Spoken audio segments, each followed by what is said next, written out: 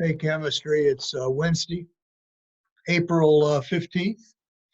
It is the former tax due date. I haven't done mine yet. They moved it on down, so something like that. Page 419, we're going to do some more molarities. You're going to need one of these, and you're going to need your book on 419, pencil and paper.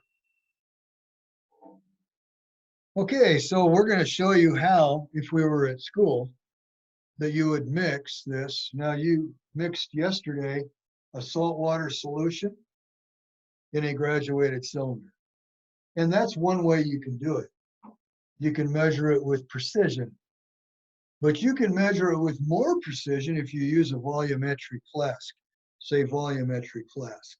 Page 419, you can see it, pictures 1 through 7. Volumetric flask. And it's looks like a Florence flask, a round bottom, but it has a flat, it isn't all round. It's just got a flat setting bottom. And it only has one mark on it. This is graduated. It has these graduations all the way up. So, it's marked off. But that's only got one line. And that happens to be the one in the picture, a 1 liter volumetric flask. And part way up, if you look really close at that long neck, you're going to see a little line etched in it. And that is the 1 liter end point, if you please. So if you fill that up to that line, you'll have exactly 1 liter of solution. And why is the neck so narrow? It's because when it starts creeping up the neck, that is a very high degree of precision. It's like using a graduated cylinder that has a really narrow cylinder on it. But it's a big bulbous on the bottom because they want to be able to make it a larger amount of solution. So they have most of it down there, but then they have the very last up the neck to make the precision of it. Okay. So the total volume is going to be 1 liter when mixing it this way. Now I have others at my classroom that are 50 milliliters. Just a little teeny, really teeny little one, like about this much. That's a 50 milliliter beaker. And it looks exactly like that. That's the papa, and this other thing is the baby. I have 100 milliliters, a bunch of them, and 250.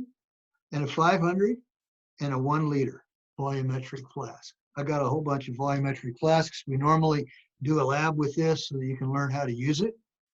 So picture number 1, what do we start with? We start by calculating the mass that we need. Well, what are we going to make? Well, it says here on figure 17, look at the caption.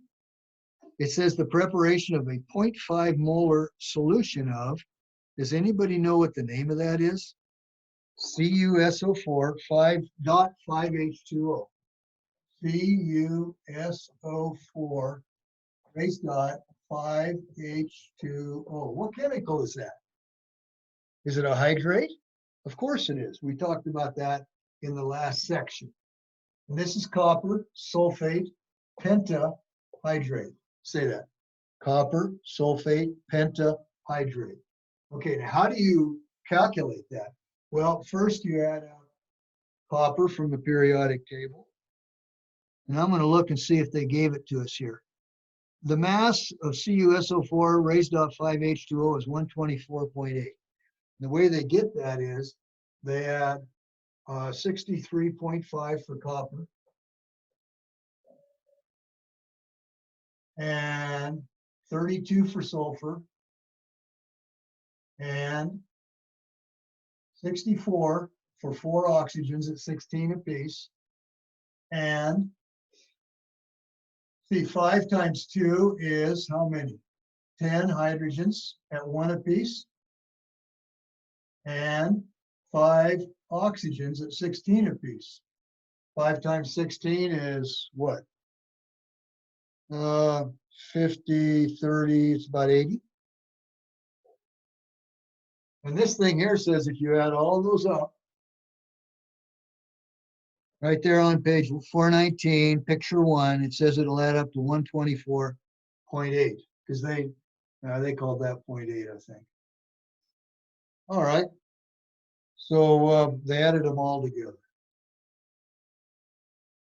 Now, it says it wants a preparation figure 17 of a half molar solution of that. So molarity is equal to the mass that you need divided by the molar mass. That gives us our moles divided by liters. And we want this to be a 1 liter solution. And we want the molarity to be 0.5. And the mass that I need is unknown. And the molar mass is 124.8. So 0.5 times 1 is 0.5. By the way, why don't we just do it once? This is too easy. Forget the 1. Well, I'm going to do it anyway, just to pretend. Okay, 0.5 times 1 and 1 times that, just in case that's not a 1. Okay, so 0.5 equals this times that, mass over 124.8.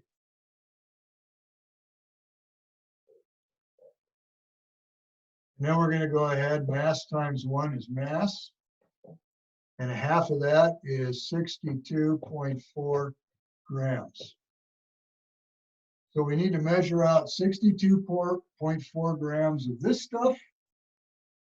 And we need to dissolve it in 1 liter of, well, not quite a liter of water. Pretty close, but not quite, because we want a liter of solution. So we take, did I get that right? Maybe I didn't add those up. Maybe I need to add them up. 63.5 plus 32 plus 64 plus 10 plus 80. 249.5.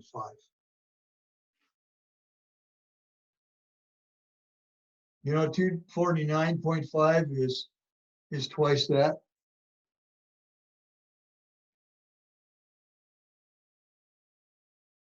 So 124 is going to be the answer. Let me fix this. 249.5. And half of that is 124.8 grams of that stuff. Okay, I'm glad I made that change. Okay, so what do you do first? Picture number 1. You go ahead and you stick it in a graduated cylinder, a beaker, and I normally would say put it on the balance. Just put the beaker on the balance. There we go. Like that. Tear out the beaker, boom, and then start pouring that stuff in there until it is exactly 124.8. And then you go ahead and you add some water, some distilled water, and you put it in there. You take your glass stirring rod, pretend like that's what we have here, and you stir it up nice until it's all dissolved in there. How much do you put in there? Well, you put in enough for it to dissolve, but not more than a liter. Now look at picture 2. Then you pour that in through a funnel into the volumetric flask, say volumetric flask. And then picture 3. Then you rinse it out with some more water so that you don't have any of the stuff laying in the beaker. I mean, in the funnel, or in the beaker for that matter. You rinse out the beaker with some more water so it's clean, and rinse out the funnel so it's clean. And now, number 4, you put the stopper on it and you swirl it. And then picture 5, you continue to add water to the flask, and you bring it right on up to that mark. You notice that they're using a little dropper because they need to get real precise as it comes up. I'm pretty handy with my hands, so I bring it on up pretty close to the mark before I start using the dropper. Then you put the plug on the top. It's either, it's kind of like a rubber stopper or a glass stopper. And then you flip it up and down at least 10 times to ensure complete mixing.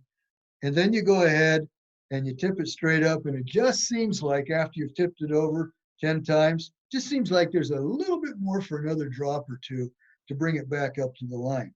It looked like you brought it up to the line on picture 5, but in picture 6, I guess some of that dissolving thing just caused it to settle, and therefore you need to add a couple more drops of water and then swish it once more. Number 7, the resulting solution has a half mole of solute dissolved in 1 liter of solution, which is a 0.5 molar concentration. Now, 0.5 molar concentration. Here's what I'm going to ask. What are you going to do if I ask you for a 20 milliliters? Let's make it 30. I want 30 milliliters of a, let's make it 0.2 molar HCl solution. This is not in your book. I'm teaching you how to water down concentrated hydrochloric acid because someday you might be working in a lab. And it comes like this as a 12 molar concentration from the science supply house. Or if you buy it at Lowe's like I do, it's the same stuff, except it's a whole lot cheaper because this has the fancy bottle, okay? And I just take my gallon jugs of it from Lowe's and I keep refilling this thing. It's the same thing. It's 12 molar concentration hydrochloric acid. So the question is, here you go. You got the graduated cylinder, and you're going to have 30 milliliters of a solution. And it's going to be 0.2 molar solution, which is dilute.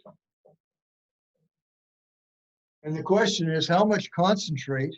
I'll make that concentrate, this right here. I'll make that red. How much concentrate do we put in there? And then fill the rest up with water.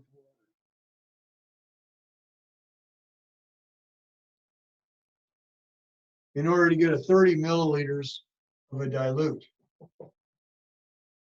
solution. Question is, how much red stuff do we put in there and then fill it up to the 30 line? Well, it's pretty easy. I'd like to teach that to you now. Here it is. M1 V1 equals M2 V2. What's our equation that we're interested in, that we've been using? Isn't it molarity is moles per liter of volume? Yes? There's a 1 under here, right? What if we cross multiply? Moles times 1 is moles, and M times V is M times V. So what are you telling me? I want the moles with the concentrated solution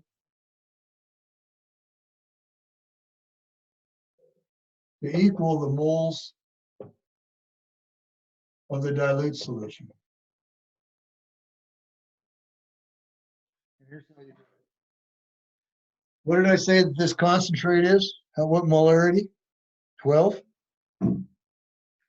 There's 12 right there. What am I looking for? I'm looking for the red dot. I want to know how much of that 12 molar solution to use, the concentrated stuff. What do I want for my molarity when I finish? 0.2. What's the volume that I desire? 30 milliliters. That's it. That's all you have to do. You got a 12 times the unknown, we're going to call it volume, in the concentrate, equals 0.2 molar, 0.2 times 30 milliliters. And you don't even have to change it to liters, as long as it's milliliters over here, milliliters over there. So it's just a matter of just a simple proportions what this amounts to. So here we go. Divide both sides by 12. I'll go green.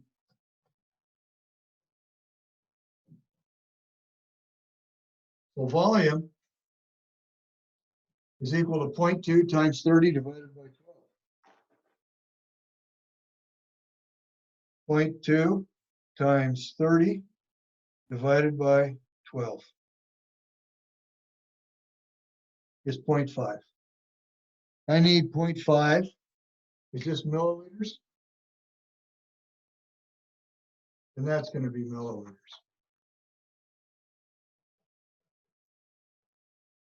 I need to put 0.5 milliliters of the concentrate in here, and then enough water to bring it up to 30. Now, I'll warn you right now, the safety says to pour the acid concentrate in last. Put the water up a little ways, pour the half a milliliter of concentrate in there, and then bring it on up. And the reason is so that it doesn't splatter. If you put the acid in first and then the water on top of it, it might release enough energy to splatter the acid out. We don't want that to happen. So what goes in first? The water goes in first, then the acid on that, and then you top it off to the 30. Okay, so now you know what to do. I had a girl, I think it was my first year here 9 years ago, and Jenna Grace went over to take a visit with Clemson, and she was sitting in a chemistry class in the back of the room there with her dad or her mom, I can't remember. And the professor said, okay, how am I going to get a dilute solution of this concentrate right here? And he said, what equation will we use to figure out how much to water this down? And none of his chemistry students that came out of any school, high school that was, these were college kids. She was the only high school kid in the room. And none of those college kids knew the answer to that. And she kind of raised her hand sheepishly and she said, M1V1 equals M2V2? And he said, where did you learn that? And she said, Providence Academy. See ya.